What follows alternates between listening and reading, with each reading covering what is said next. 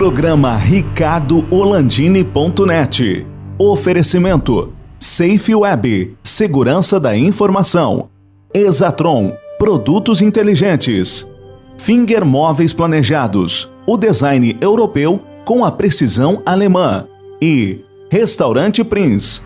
Apoio D1 Telecom, a internet mais rápida do estado. E Publivar On.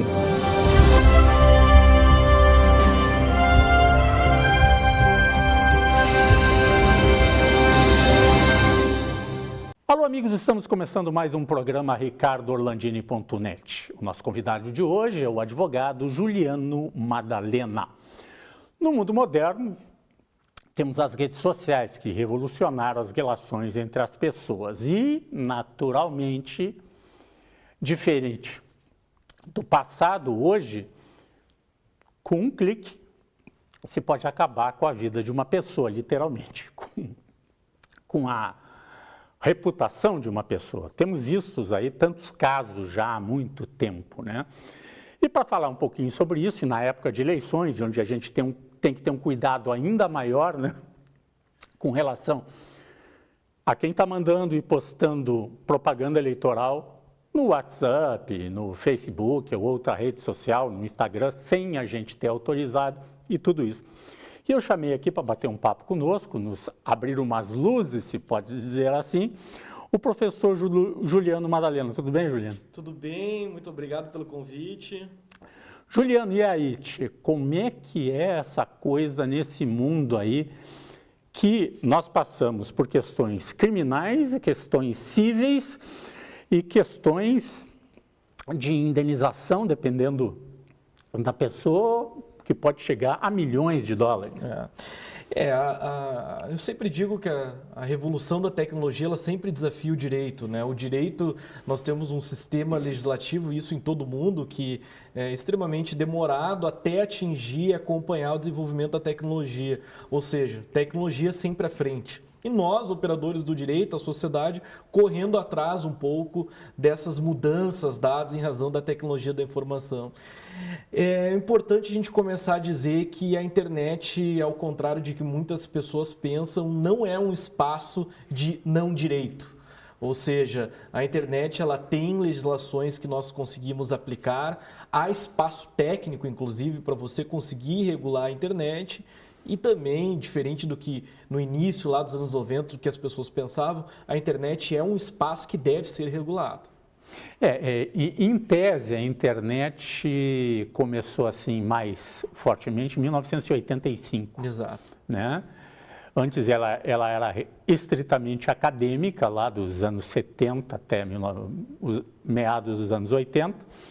Daí veio o Internet Explorer da Microsoft, mas antes disso nós tínhamos o Mozilla e outros, né, browsers de internet que não eram navegadores muito amigáveis, né? Então não era muito assim, não tinha esse tipo de coisa, né? Mas hoje, com 2, 3 cliques, tu pode fazer um estrago na internet, né? E tem gente que ainda se expõe. Vamos lá, vamos falar desse outro lado. Não é o cara que está falando mal do Juliano Madalena, é o próprio Juliano que está expondo algumas coisas que ele não deveria expor. Daí ele vai pedir emprego numa empresa, as empresas hoje analisam até as redes sociais, né, a relação da pessoa com as redes sociais, e não querem um tipo de cara que é um contestador, ou que vive criando caso, ou que se expõe de maneira não muito adequada na internet. A gente vê muito disso, né, Juliano? Olha, a internet e essas tecnologias da informação que nós temos, eu refiro o seguinte: se nós pegarmos um ônibus ou qualquer outro transporte público e nos sentarmos ao assento, você habitualmente costuma conversar com a pessoa ao lado o que você jantou, o que você almoçou, quais são os seus pensamentos políticos, os seus familiares, se você tem cachorro. A gente não faz isso no transporte público, você não faz isso no centro de Porto Alegre. Agora, ao chegar na sua casa, ligar o seu computador, você dá as maiores informações e as informações mais sensíveis da sua vida através de simples cliques, como você menciona, enfim.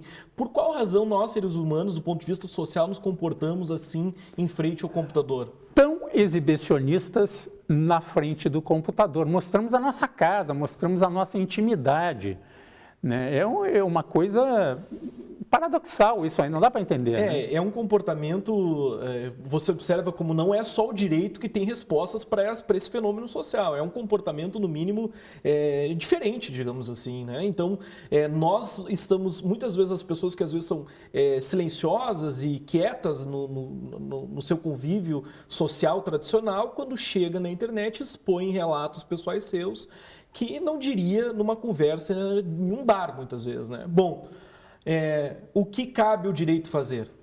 Nós, diante desses fenômenos, devemos ter a seguinte premissa: até a liberdade de expressão tem limite. Então, a internet não é uma terra sem lei, nós não podemos simplesmente postar o que quisermos, porque há limites jurídicos na internet e eles devem ser observados. O Juliano, tem uma tese defendida por muitos que a internet tem o direito de ser anônima. Tá, eu tenho minha posição completamente oposta a isso aí, né? Não pode uma pessoa ser anônimo na internet e escrever um texto com agressões contra o Juliano. Tá? Mas em defesa do anonimato, o provedor não diz quem foi, tá? Não informa quem é, tu não tem como processar, mas assim, o cara pode ter dito a verdade, mas ele pode ter mentido. Tá? Mas não interessa se ele disse a verdade ou não. Em qualquer veículo, vamos pegar um jornal. Se um jornalista escrever alguma coisa do Juliano Madalena, bem ou mal, ele tem que responder pelo que ele está escrevendo. Se alguém entrevistado do Orlandini que fala alguma coisa bem ou mal, o Orlandini e o entrevistado também tem que responder pelo que está acontecendo, bem ou mal. Agora, o simples fato de ter gente defender o total anonimato na internet, o que tu acha disso? Olha, a nossa Constituição, ela veda o anonimato, né? Então, já do direito constitucional, a gente não pode... Lá nos seus primeiros artigos. Exatamente. Né? Só que, por outro lado, o curioso é o seguinte, ela veda o anonimato, mas não é proibido o pseudônimo. Então, esses nicknames, esses nomes que as pessoas escolhem na internet, enfim, em tese, tem respaldo jurídico. Bem... como você disseste, no início da internet, até por ela ter sido desenvolvida fundamentalmente na academia, ela teve assim um espírito libertador, né? Ou seja, um novo mundo, esse mundo virtual, e muitas pessoas acreditavam que nós estávamos diante de uma anarquia digital, né? Mas não, eu sou completamente contra qualquer espécie de anonimato ou tentativas de você tornar a internet um lugar onde você não possa identificar as pessoas ou identificar inclusive as empresas. Do ponto de vista jurídico, isso é muito interessante, porque se você observar, muitas vezes o consumidor está consumindo pela internet e não sabe nem de quem. A empresa não põe um endereço físico, CNPJ, informações de contato, todos os dados esses que são obrigatórios, inclusive. Agora, se vale desse impulso que nós temos diante do computador para catalisar o mercado de consumo, e muitas vezes você não alcança quem é o fornecedor final lá nessa cadeia de consumo digital. Então a internet, ela deve sim buscar identificar as pessoas. As pessoas devem buscar essa identificação. É claro que, vamos pensar numa rede social, um Facebook, o que for, eu não tenho como inserir lá no campo de cadastro de um novo usuário o CPF, o passaporte ou uma extensividade de dados, porque do ponto de vista econômico, isso vai desincentivar que essas pessoas e que novos usuários se cadastrem. No entanto, há condições técnicas, sim, do provedor de conteúdo identificar cada usuário, o endereço, o IP, aonde foi realizada aquela postagem e, inclusive, entregar para as autoridades e a polícia fazer um trabalho aí de investigação. Que é o que está acontecendo, né? Aqueles que acham que estão anônimos com um nickname, com um pseudônimo, né, fazem uma ofensa, uma agressão a alguém e logo a Polícia Federal, a Polícia Civil, as delegacias especializadas, Ministério Público, estão lá batendo na porta lá do cara: oi, viemos aqui pegar o teu computador, porque é daqui que sai, né? Claro. Eles identificam da onde está saindo, não adianta se esconder, porque eles vão achar. Procuram, tem tecnologia, hoje eu vou dizer que é fácil de achar. Claro, claro. A polícia, é até importante a gente dizer, nós estamos num programa gaúcho, digamos assim, a nossa polícia civil, ela tem, inclusive o gaúcho aqui, ela tem uma expertise muito forte nisso. Nós temos uma delegacia já especializada aqui no Rio Grande do Sul. Atualmente, hoje, eu posso mencionar, porque é uma questão pública, o chefe de polícia, delegado Emerson Vente, tem uma obra, um livro sobre o tema de investigação de crimes virtuais, ou seja, a polícia ela está aparelhada. Então, aqueles atos que as pessoas achavam que, em tese, não dariam em nada, hoje a polícia, sim, ela tem condições de investigar. A polícia está batendo a porta, até porque, deixando um pouco de lado as redes sociais, essas ofensas, entre todo crime cibernético de fraude bancária e outro tipo de fraude, que as nossas polícias, tanto as polícias civis, Ministério Público, Polícia Federal, começaram a se aparelhar. Começou o problema, eles foram atrás. Hoje eles correm juntos, se já não correm na frente dessa turma. É isso, né, Juliano? Com certeza. As instituições privadas, bancárias principalmente, investem fortemente em tecnologia da segurança da informação. Então, nós temos grandes especialistas que desenvolvem tecnologias de segurança. Até porque o entendimento da jurisprudência, do judiciário, acerca desses casos envolvendo correntistas e banco, é no sentido de que, na grande maioria, o banco deve responder pelo chamado fortuito interno, ou seja, pelo risco, digamos assim, do empreendimento. Se você leva por um fraudador a consumir algo que não objetivava, em tese, o banco vai ter que assumir essa indenização, digamos assim. Ô, Juliano, eu quero fazer um rápido intervalo e na volta vamos falar um pouquinho mais sobre a questão das redes sociais, as indenizações que podem ser estratosféricas, né? Pode dar prisão, inclusive, né? A pessoa pode não ir presa, mas pode ser condenada à prisão, o que perde a primariedade, né? E vamos falar um pouquinho de eleições, né? Que a gente começou a ser invadido nas caixas de correio, WhatsApp, Instagram e Facebook, que é tudo a mesma família, né? Estamos sendo invadidos por propaganda eleitoral que muitos de nós não autorizamos. Nós já voltamos. Há mais de 50 anos, o restaurante Prince oferece a seus clientes o original sanduíche aberto, os filés à milanesa, recheado, grelhado, com molho de nata, acebolado ou alho e óleo. Aberto nas noites de segunda a sábado, é perfeito para o happy hour e jantares entre amigos e família. Restaurante Prince, Dom Pedro II, 1469. O endereço pode parecer novo, mas a mostarda continua muito forte. Teleentrega 999613795. Oi, sou Jean Carlos Santos, diretor-presidente da Datacentrix. Somos uma empresa de cloud computing, especializado em servidor corporativo na nuvem. Nosso telefone é 51 3021 0300 e nosso site www.datacentrix.com.br. É um prazer atendê-lo, será um prazer atender os novos amigos e clientes.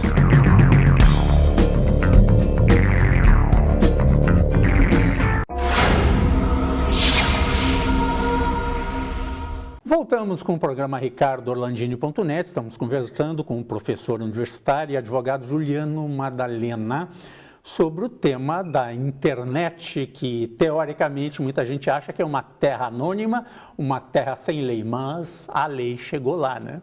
A polícia chegou lá, as polícias internacionais, nós temos investigações de todo o tipo, né? Polícias especializadas em todo o mundo, cuidando desta antiga terra sem lei que agora começou a receber já algumas condenações, né? Tu pode dar alguns exemplos do que está acontecendo? Vamos primeiro falar na área civil e depois na área criminal. E, por fim, vamos às eleições, que é o que está acontecendo agora. Nós temos eleições e tem gente que já está abusando. Olha, nós temos que entender que todo fato social...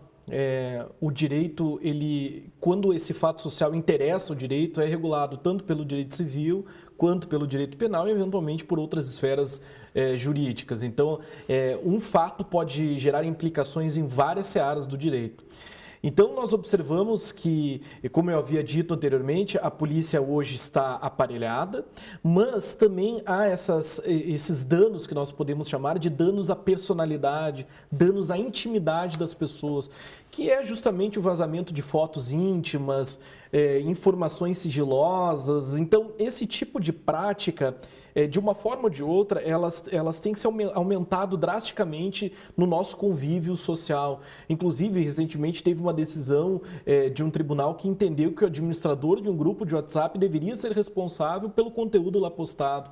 Ou seja, o judiciário e o legislador, inclusive agora com a nova lei de proteção de dados, o próprio Marco Civil da Internet, estão trabalhando para dar uma resposta efetiva jurídica a esse tipo de cenário. Ou seja, cenários que vão atingir a honra, a privacidade e a personalidade das pessoas. Isso no âmbito civil.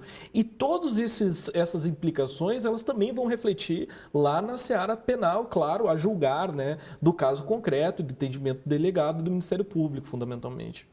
O Juliano, uma coisa que me intriga, tá, é o valor arbitrado. Para não ficarmos aqui no Brasil, vamos pegar exemplos nos Estados Unidos. Nós temos exemplos que vão de poucos milhares de dólares até milhões de dólares, dependendo da personalidade atingida. Qual é o critério utilizado? É realmente a notoriedade do agredido? Olha, a tua pergunta é excelente, é muito interessante. Nós temos algumas diferenças. O sistema norte-americano, do ponto de vista de responsabilidade civil, ou seja, direito de danos, trabalha com a perspectiva que a gente chama de punitive damages, ou seja, danos punitivos.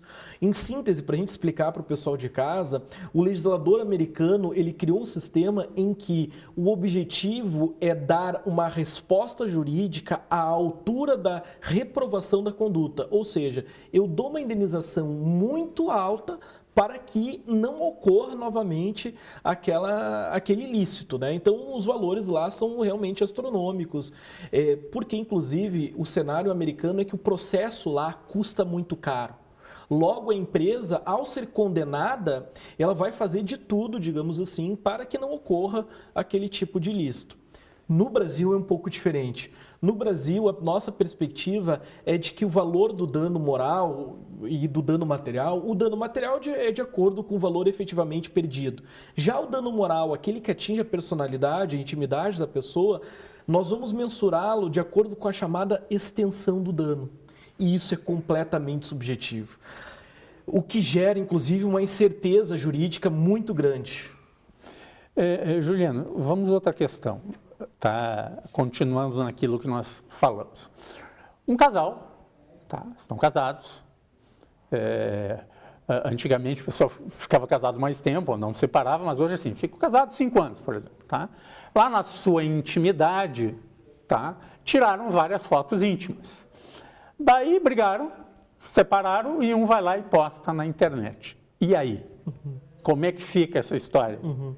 Olha, em tese, essas fotos íntimas tiradas entre casais, enfim, elas... Não é um terceiro que roubou lá do notebook da artista, como já aconteceu. Estou falando o próprio casal, ou o marido ou a mulher, ou um companheiro e companheira, que seja. Nós temos que pensar o seguinte, né? O fato de você, enquanto pessoa, se disponibilizar lá com seu parceiro, com a sua parceira, a tirar fotos de cunho íntimo, não significa que você está dando uma autorização para que essas fotos sejam vazadas para terceiros. Até porque esse vazamento... Está dividindo com aquele companheiro naquela hora. É uma brincadeira, entre aspas. E até porque esse vazamento muitas vezes é proposital, é um vazamento que objetiva ferir a pessoa, a sua moral, a sua integridade. Então ele tem um ato ilícito provocado pelo agente que vaza esse tipo de informação. O problema central disso é como nós começamos a nossa conversa, a técnica e o direito, ou seja, em quanto tempo uma imagem dessas demora para rodar o Brasil? No WhatsApp, o mundo, né? É muito rápido. Como que nós, juristas, ou como o juiz vai tentar retirar aquela imagem de forma eficiente e evitar a propagação do dano? Esse é o grande problema.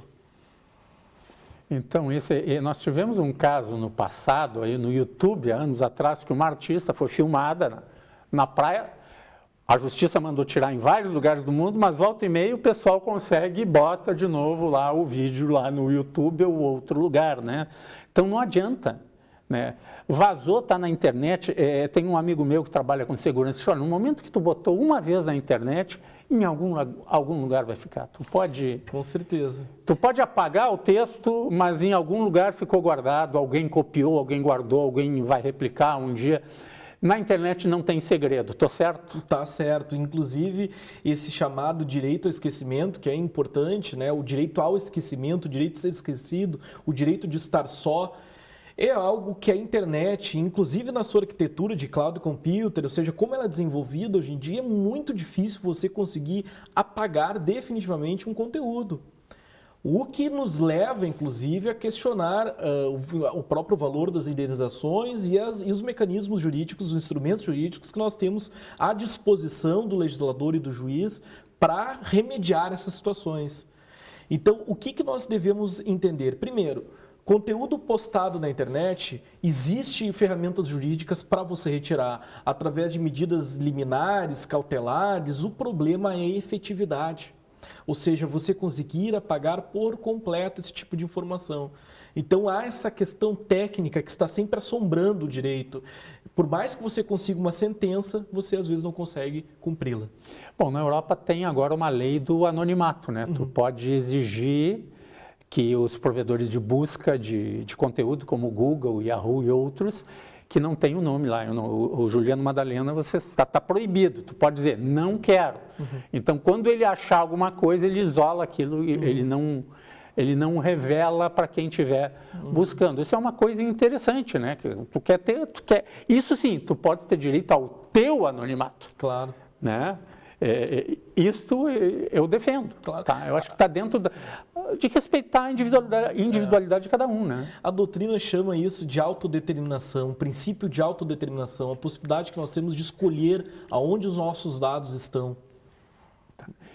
Bom, chegamos ao final aqui para falarmos da questão das eleições. Tem aí eleições, nossa caixa de correio, nosso WhatsApp. Eu vou dizer uma coisa para vocês.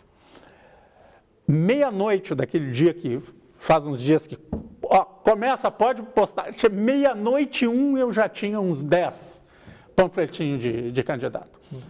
Eu vou ser sincero, eu não autorizei nenhum a me mandar. Tá? No WhatsApp, no Facebook, na minha caixa de correio, tá? E eu acho que tudo tem que ter limite. Outra coisa, as provocações que te fazem nas redes sociais, vota nesse, porque se tu não disser que vota, a gente vai saber que tu não... Cara, eu não vou dizer. O voto, tá? Nem o TSE vai saber o meu voto, porque eu acredito na urna eletrônica. Eu vou digitar e eu vou saber, tá? Em quem que eu votei. E se votei, né? Posso votar em branco, posso votar em nulo, posso votar em A, B, C, D, em quem eu quiser, ou posso até não ir votar, né? Que é uma opção minha na nossa democracia. Né? O que a gente faz, Juliano? Olha, a bem da verdade, a gente tem que ter a seguinte perspectiva. Hoje em dia, qualquer criança que nasce está conectada, queira ou não. Tu acha que ele já nasce com o Facebook? Esse é o ponto central. Então, acontece cenários que pessoas que não fazem parte de redes sociais serem localizadas em razão da própria inteligência artificial, os algoritmos são complexos, conseguem, em razão de uma foto que eu estou na rede, posto contigo, então eu consigo, digamos Tu não assim, tem rede social e eu tenho, e daí tu tá comigo lá e disse, olha, já acharam o cara. Exatamente. Então, assim, é muito difícil essa efetividade. Agora, repito, não existe direito absoluto. Essa é uma premissa muito importante. O próprio dever de informação e direito de informação, ele deve ser limitado. Esses spams, ou seja, essas informações que nós recebemos, propagandas indevidas, estudos demonstram que eles, inclusive, geram muitas vezes tiro no pé, né? Um desincentivo. Tá? Então, você acaba ficando, vamos pensar do ponto de vista de eleição, às vezes chateado com aquele candidato de tanta informação que você recebe. Tu sabe que eu já mudei meu voto caminhando na calçada para entrar na escola que eu voto? Porque o candidato que eu ia votar encheram de papel no chão, eu fiquei bravo, não vou votar nesse cara. Daí lá dentro eu fui para o painel escolher outro. Tu acredita nisso? Claro. Isso já aconteceu comigo, eu fiquei com raiva. Eu até acho que não foi culpa do candidato, foi culpa de algum cabo eleitoral, de alguém que fez essa sujeira, mas eu tenho pavor de sujeira. E basicamente a gente tem que pensar que as informações que nós consumimos, nós não temos mais nenhum poder de escolha, né? São escolhidas por nós. Juliano, Madalena, obrigado pela tua participação aqui, dando essas dicas aí. Você sabe, né, o que tem que fazer aí. Procure a questão eleitoral, o TSE está informando bem o que tem que fazer, onde é que são os canais de reclamação, né? Só entrar no site do TRE, do TSE, você tem todas as informações sobre o que fazer. Juliano, muito obrigado. Muito obrigado. Tá? Até uma próxima e vamos falar mais sobre, no outro momento, sobre o marco legal da internet aqui no Brasil. Com certeza. Até o próximo programa. Até.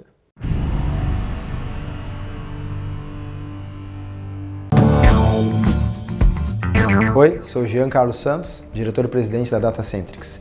Somos uma empresa de cloud computing, especializado em servidor corporativo na nuvem.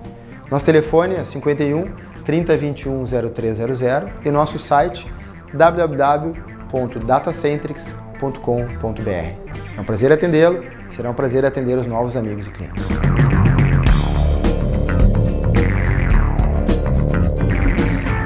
A milanesa recheado, grelhado ou com molho de nata. O filé você escolhe e a mostarda continua muito forte. Restaurante Prince, Dom Pedro II, 1469. Teleentrega 99961 3795.